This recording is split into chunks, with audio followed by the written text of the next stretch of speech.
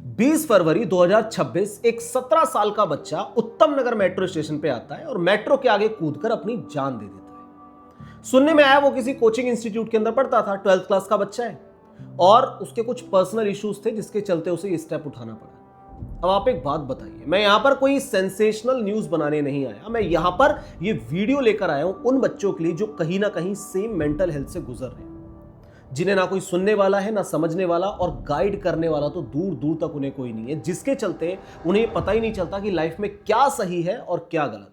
उन्हें हर तरफ सिर्फ एक चीज मिल रही होती है और वो है प्रेशर। हर तरफ से प्रेशर मिल रहा है, एग्जाम्स का प्रेशर, मार्क्स का प्रेशर, कंपटीशन का प्रेशर, पेरेंट्स का प्रेशर, सोशल मीडिया का प्रेशर और रिलेशनशिप इश्यूज। ये सारी चीजें बच्चों के ऊपर इतना ज्यादा हैवी हो गई है कि वो समझ ही नहीं पा रहा कि क्या उसके लिए सही है और क्या गलत।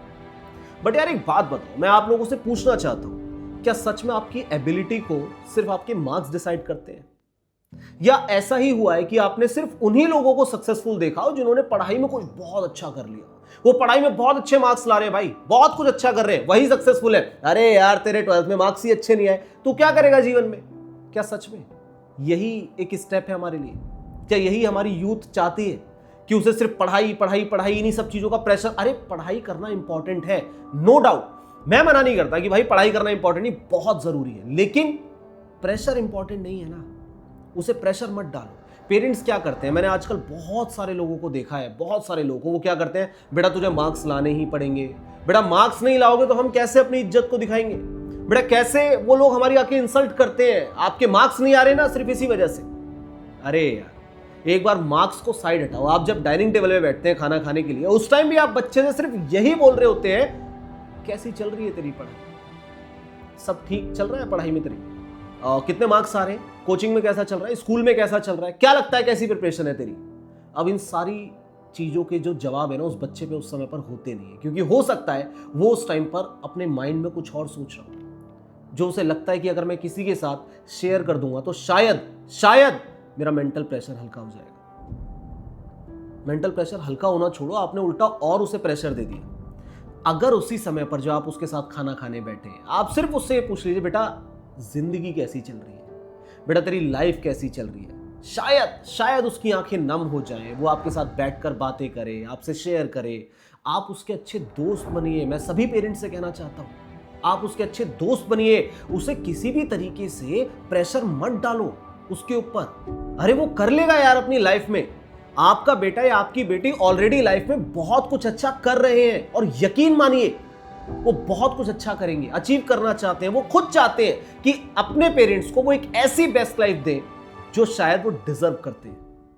लेकिन उनके ऊपर ना हर तरफ से एक प्रेशर का लोड इतना बढ़ जाता है कि वो बाहर की लड़ाई छोड़ो, वो ना अंदर की लड़ाई से हार जाता है यार। आपको पता है एक बच्चा कहां हारता है? अंदर की लड़ाई से। या कोई भी एक इंसान कहां हारता है?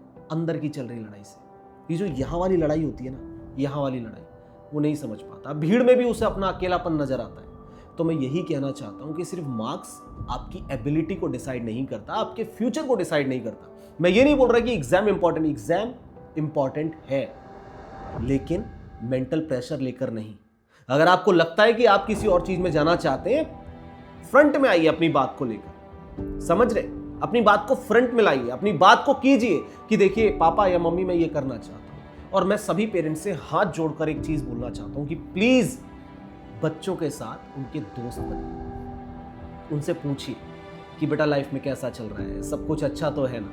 उन्हें ये डर मत बैठाओ कि हमने अगर उनसे कुछ बोला या बच्चों ने आपसे कुछ बोला तो आप उन्हें एकदम डांट देंगे, चिल्ला देंगे, या फिर आपकी सिचुएशंस उनके ऊपर बोझ ना बन जाए, वो जिम्मेदारियां उस बच्चे के ऊपर उसे बोझ ना लगने लगे कि अगर मैंने जीवन में कुछ कमाया नहीं ना तो शायद यार मैं सब कुछ खत्म कर लूंगा, मैं सब सारी लाइफ मेरी डिस्ट्रॉय हो जाएगी। बहुत सारे बच्चों के मन में चलता है। और मैं आपको एक चीज दावे के साथ बोलता हूं, जब भी कोई बच्चा एग्जाम में कम मार्क्स लाता है, फेल हो जाता है या फिर सिलेक्ट नहीं हो पाता, तो आपसे ज्यादा ना निराश बच्चा होता है। और उसे इस बात की निराशा नहीं होती कि मैं हार गया, मैं फेल हो गया, मेरे मार्क्स कम आ गए या उसके मार्क्स ज्यादा, नहीं।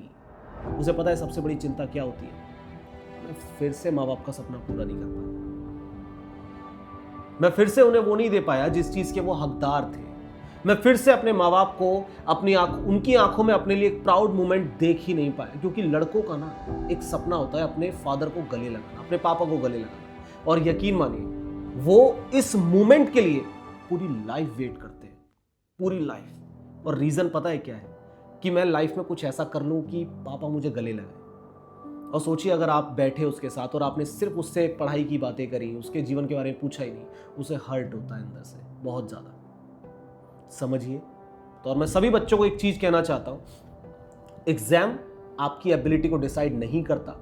अपने मेंटल प्रेशर को थोड़ा सा ठीक कीजिए, कोशिश कीजिए कि आप डेली एक्सरसाइज करें, कुछ ऐसे दोस्त बनाएं जिनके साथ आप डेली बात करें, उनके साथ बैठना उठना आपको अच्छा लगे, अपने आसपास एक पॉजिटिव एनवायरनमेंट रखिए। और यही चीज, यही मैसेज मैं हर उस फैमिली को कहना चाहता हूं जहां पर बच्चा ना स्ट्रगलिंग फेज के अंदर है। उसे आपके साथ की जरूरत है, आपके गुस्से की नहीं, आपके प्यार की जरूरत है।